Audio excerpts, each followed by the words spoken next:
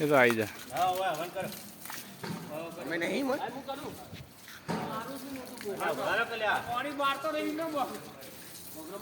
આ મારું રૂડું યુવા સંગઠન અને મારી ટીમ હવન પ્રસંગે હવન ત્રીજ આવનાર હવન ત્રીજ માટે તૈયારી તડામાર તૈયારી ચાલુ રહી છે.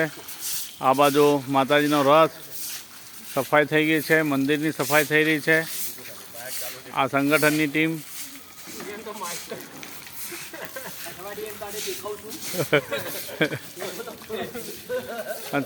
સતત મારી સાથે ને સાથે રહે છે. આ ટીમ સતત આ ટીમ સમાજ માટે સમાજના ઉત્થાન માટે કામ કરી રહી છે.